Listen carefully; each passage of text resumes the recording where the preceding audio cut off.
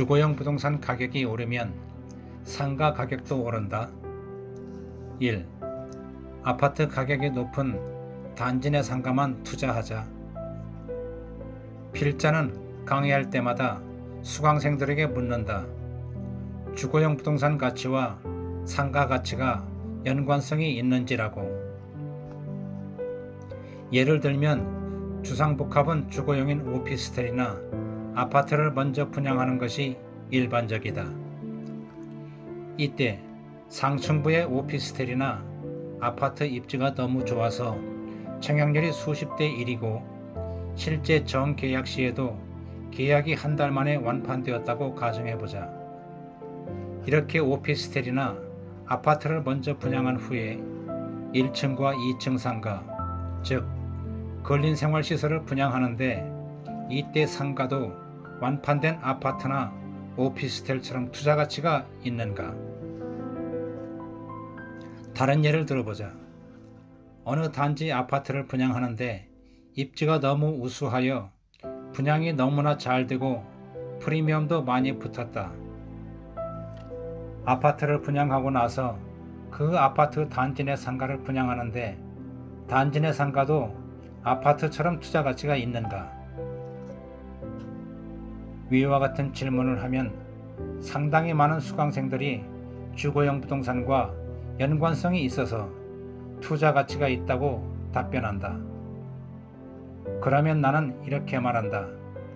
그런 기준을 가지고 상가에 투자하면 실패하게 된다고. 만약에 주상복합 상가나 아파트 단지 내 상가가 오피스텔이나 아파트와 연관성이 있다면 상가 투자는 정말 쉬울 것이다. 왜냐하면 오피스텔과 아파트 분양이 잘 되어 프리미엄이 붙는 오피스텔이나 아파트를 찾아서 그 상가만 투자하면 되기 때문이다. 아파트 가격 인상 요인의 기준이 되는 것들 중에서 상당히 많은 요인들이 상가에는 악영향을 미치는 것들이 많다. 예를 들어 아파트 단지 바로 옆에 초등학교와 중학교가 붙어 있다고 가정해보자.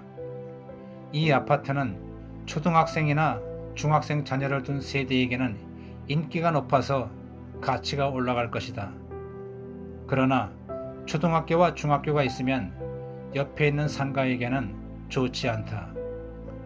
그 이유는 문방구나 분식점 같은 업종으로만 임대를 맞추게 되고, 즉 임대 업종에 한계가 있고 학생들이 소비력도 한계가 있기 때문이다. 주거용 부동산 가치를 상승시키는 많은 요인들 중 상당수가 상가 가치에는 좋지 않는 요인이 된다. 어떤 요인들이 그러한지 차차 기술하겠다. 그래서 주거용 부동산 투자에 성공한 사람들이 여러 가지 이유로 상가 시장에 들어와서 투자를 할 때 실패를 많이 한다. 주거용 부동산 투자에서 배운 내용들이 상가 시장에는 맞지 않기 때문이다. 주거용 부동산 가치와 상가 가치는 전혀 연관성이 없다고 나는 주장한다. 물론 전혀 없지는 않겠지만 아예 없다고 생각하고 상가 투자 가치를 판단하는 것이 올바른 투자 자세이다. 2. 인기 있는 지역의 상가만 투자하자. 어느 지역이 투자자들에게 인기가 있는지 여부도 상가 가치와는 거의 연관성이 없다.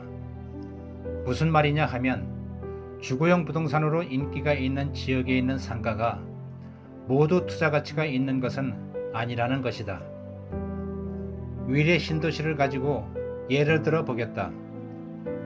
위례 신도시는 주거용 부동산, 특히 아파트는 서울로의 접근성으로 인하여 아파트 투자자나 실거주자에게 인기가 높아서 아파트 가격이 많이 상승했다. 그러나 상가는 어떠한가? 아래 기사를 참고해보자. 물론 이 기사가 상가 투자에 대하여 전체를 올바로 판단했다고는 생각하지 않지만 필자의 견해와 같은 내용도 많다. 물론 위례 신도시 상가가 모두 임대가 안 되고 투자 가치가 없는 것은 아니다. 위례 신도시에도 항아리 상권의 상가는 임대도 잘 되고 투자 가치도 있다. 그리고 입지적으로 투자 가치가 높은 상가도 많다. 다만 위례 신도시 내 아파트가 투자자들에게 관심이 높고 가격이 많이 상승했으니 위례 신도시 내에 있는 모든 상가가 투자 가치가 높을 것이라고 판단하는 것은 잘못되었다는 의미이다. 앞에서 언급했지만 상가는 개별성이 정말 강한 부동산이라서 상가 투자를 할 때는 철저하게 개별적으로 판단해야 한다.